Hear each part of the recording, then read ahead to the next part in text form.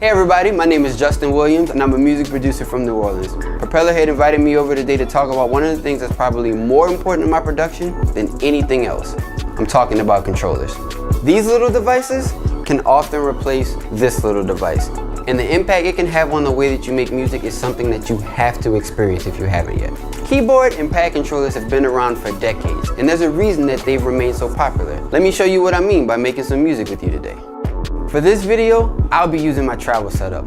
I'm lucky enough to where I can travel to different cities to be able to work with different artists and different producers. And when I'm on the go, there's a few essential tools that I always bring with me. My laptop for one, because without Reason I couldn't do what I do. In addition to that, you'll find me with a portable keyboard. In my case, the AKAI LPK25 wireless, and a pad controller, the AKAI LPD8 wireless. Now, maybe you're wondering why I'm using both when I could probably do the majority of the work with just the keyboard. Well, the answer is a bit philosophical because I could actually use either. For example, I could play drums on the keyboard. Or I could play melodies on the pad controller.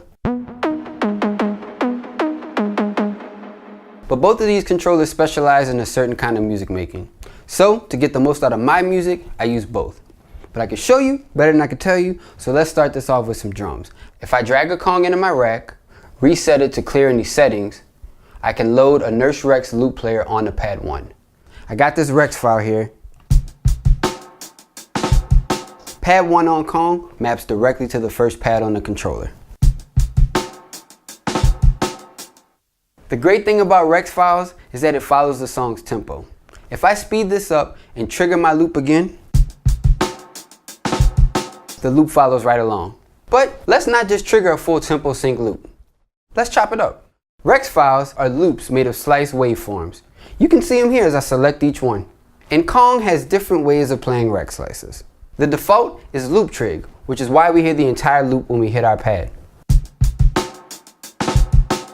Instead, let's set our Kong pad to chunk trig. Now, we can go through the first 8 pads on Kong, assigning them to the Nurse Rex on drum 1, and setting each of them to chunk trig. As I do this, you might notice that our loop is automatically getting subdivided and split across the pads. Now, we can trigger chunks of our loop via our pads. I can play them in order to get the original loop,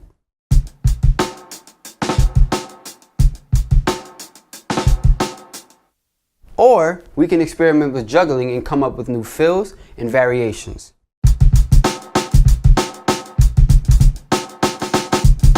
Let's lay down a few bars with the standard loop and some juggled variation.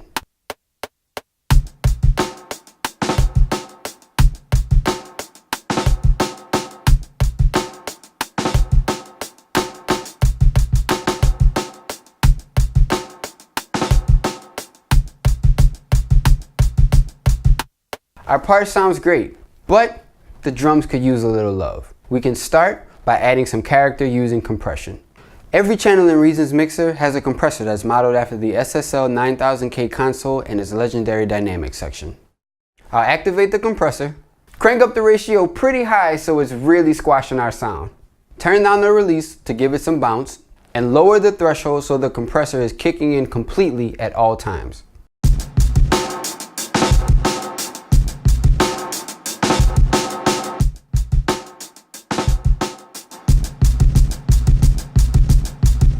The second way we can give our drums some love is actually by adding more drums on top. Reason's other classic drum machine is the Red Drum. Let's drag a copy of that underneath our Kong.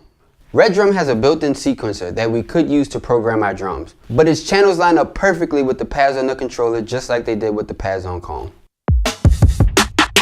Now I can record some kick and snare over my Rex loop, but still keep the human feel thanks to the pads on my controller.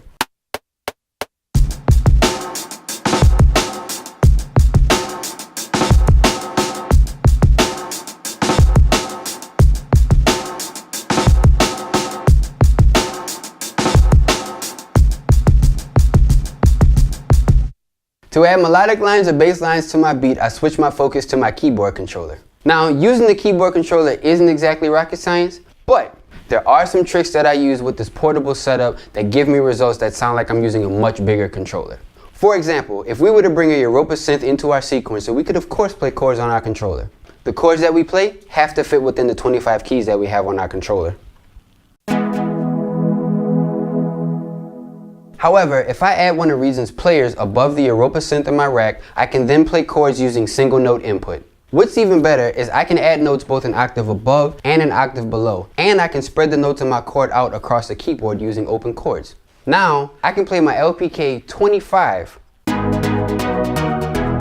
and get the range of a full-size keyboard.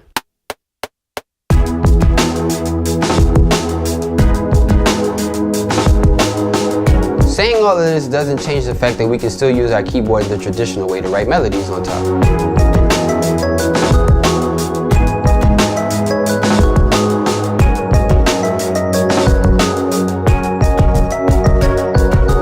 Or I can transpose it down a couple octaves and play some deep bass lines.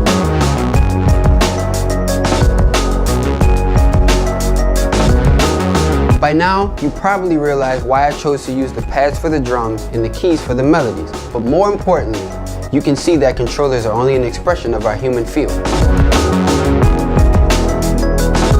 Stay with me while I add a B section. Now that you're caught up to speed, let's get busy. How about some strings?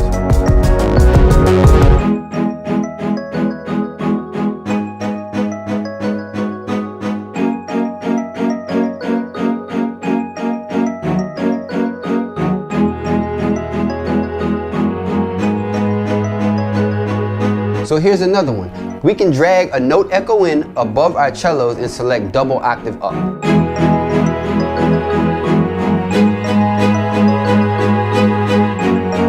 Since this is a B section, let's freshen up our drums back on the pads.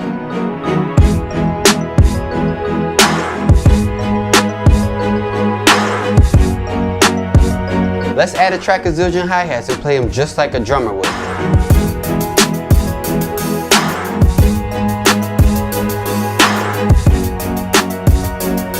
Alright, let's go back to the keys and add some piano.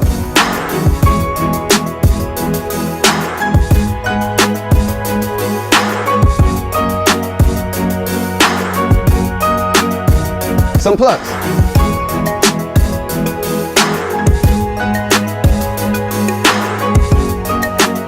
Alright, let's set some loop markers to jump us back to the A section.